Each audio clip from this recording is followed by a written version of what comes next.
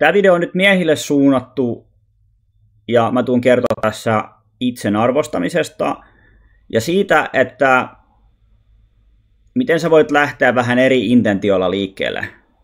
On se intentio, että sä lähdet autenttisesti suoraan hakea kasuaalista seksiä ja sä oot siitä rehellinen ja sä oot silleen, että mä oon vähän bad boy tai jotain. Kerrot se rehellisesti, että sä oot niinku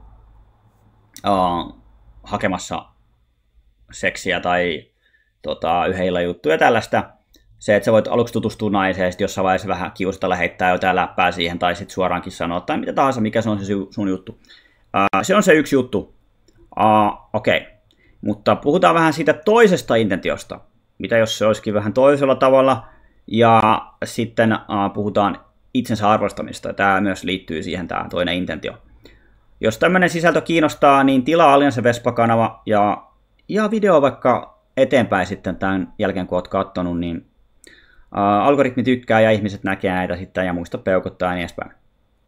Eli tämä idea tuli mun yhdeltä naispuoliselta kaverilta. Hän kertoi vähän silleen, että hei, mitä se olisikin tälleen.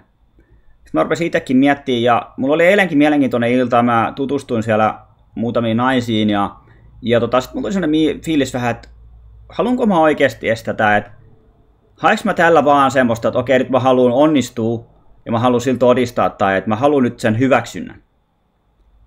Ja sitten mä tajusin, että hei, ei mun tarvitse laskea mun rimani, mun ei tarvitse ottaa ihan ketä vaan. Ja mä voin niinku arvostaa itteni ja katsoa aluksi, että mätsääks meille energiassa vai ei. Eikä sille, että okei, toi on nyt hyvän näköinen, jo toi on heti, voisin ottaa. Mitäs toimiikin toiselle intentiolle? Ja mun kaveri just, tää mun suuri ystävä, naisystävä, niin hän laittoi mulle sitten viestiä ja kertoi mulle, että hei, sähän voisit lähteä tällä tavalla. Ja mä kirjoitin sen nyt vähän omalla tyylillä, mutta about sanasta sanaan. Eli silleen, että kun joku istuu jossain pöydässä, niin menee kysyä, että hei, voiko liittyä seuraan? Olisiko ok jutella sun kanssa? Ja mä haluan heti sanoa tässä aluksi, että mulla ei ole mitään taka-ajatuksia, vaan mä ajattelin, mä haluan vaan viettää iltaa niin kuin tekin. Niin älä heti ajattele sitten, että mä olisin niin kuin iskemässä tai jotain, että äläkä ota tätä pahalla. Eli tää on se.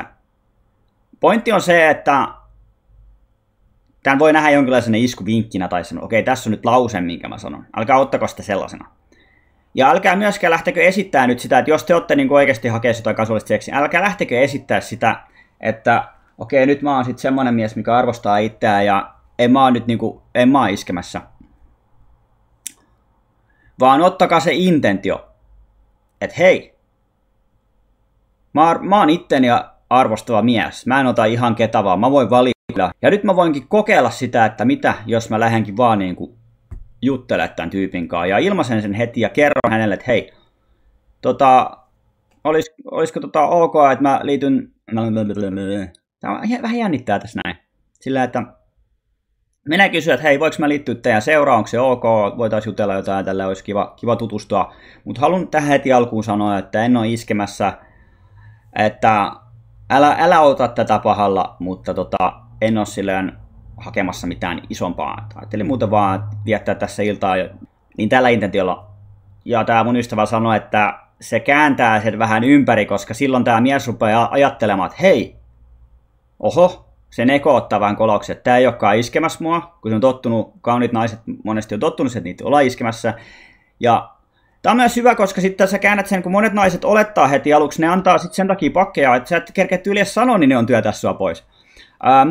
Se on hauska, että sit sä voit tässä vaiheessa sanoa jo, kääntää sen pois sen ekomielen sieltä, että okei, nyt tää on iskemässä ja mä en sen takia voi tutustua, kun se on iskemässä ja mitä onkaan, tiiäksä. Niin se voi kytkeä tältä vaan myös pois päältä. Eli esimerkiksi eilen mä olin tanssilattialla, niin sit mulla oli ollut siellä olin tutustunut muutamiin, sain yhden IG tälleen ja sitten loppuillasta tyyli viimeinen biisi soi, tai se oli just loppunutkin se viimeinen biisi. Mä katsoin siis sitä yhtä blondia, mikä tanssi sen kaverin kanssa, toisen tytön kanssa, ja katsoin sitä, se oli jotenkin tosi silleen, että sille ei ole kaikki ok, jotenkin surullisen näköinen ja muuta. Ja sitten mä katsoin, että okei, mä menen sanoa sille jotain nyt. Niin heti sen kaverin, kun oli työntäisi pois mua siitä jotain, me poistaa jotain. Mä hei anteeksi, mä tulin vaan katsoa, että onko täällä kaikki ok, että onko sä itkenyt tai jotain. Et, en ole itkenyt. Okei, juu, ok, ei siinä mitään. Et siinä oli heti, niin kuin, ja tää on vähän tyhmää vielä, että sit joku niin kuin hänen kaveri niin kuin puolustaa tässä tätä toista.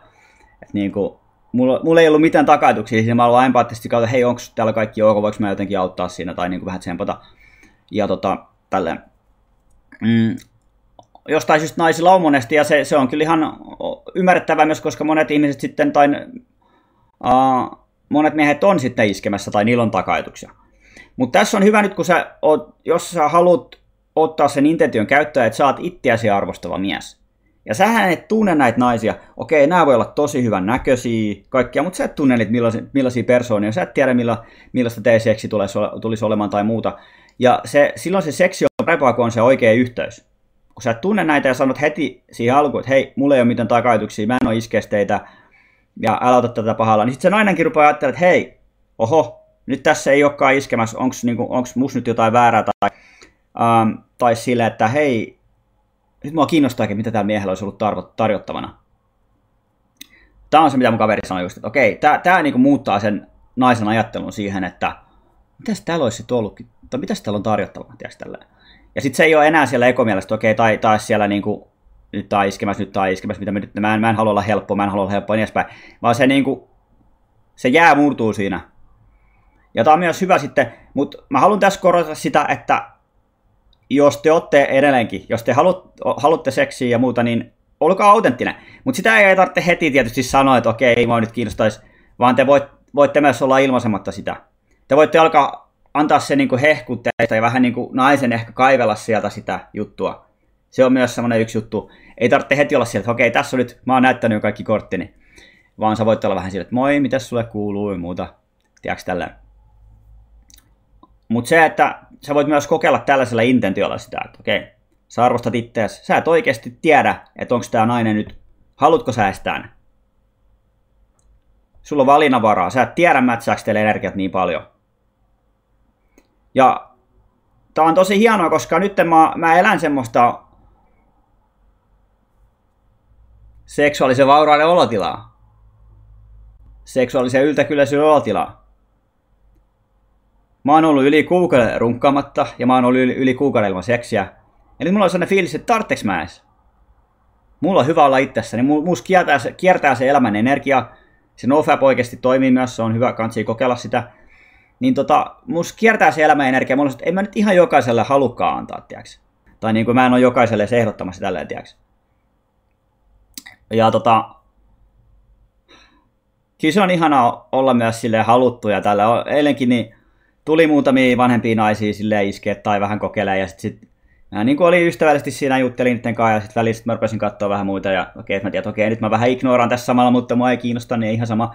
Niin sitten mä tiedän, että okei, tässä menee 30 sekuntia, niin toi sit ilmoittaa kohta, että se poistuu. Ja niinhän se sitten kävikin. Eli silleen voi myös tehdä. Joo, ja sitten oli tämmöinen tilanne yhden naisen kanssa, kenen kanssa mä juttelin, ja sitten mä kuulin, kun se sanoi sen friendille, että okei, mun täytyy nyt esittää, että mä en ole helppo. Et mun täytyy esittää, että mä oon vaikeasti tavoiteltava, niin se sanoi sen friendille, kun se lähti. Sitä ennen me vaihdettiin IG:t. Ja tässä on sitten vinkkinä myös naisille. Jos te haluatte jonkun miehen, niin pitäkää siitä kiinni. Koska ironisesti tämä tilanne, kun hän ei halunnut näyttää helpolta, hän halusi esittää vaikeasti saatavaa, johti siihen, että hän erottautui mun seurasta. Ja sitten mä olin silleen, että okei, mä en ole tästä riippuvainen, tää on ihan ok, ei tässä mitään, pidi hauskaa. Mutta sitten mä näin hänet, niin kuin tuolla hän oli sitten kaljumiehen kanssa. No sitten tuolla myöhemmin hän oli kahden muuhun miehen kanssa. Hän ei oikein osaa päättää, missä seurassa hän on, niin hän näytti vielä helpommalta. Hän näytti siltä, että okei, hän niin kuin on koko ajan johonkin menossa, tiedätkö tälleen, niin mun näkökulmasta. Tää on vinkkinä naisille. Ensinnäkin toi on sakalikieltä. Pitää, täytyy, on pakko, ei ole muita vaihtoehtoja, tai sitten esimerkiksi mahdotonta.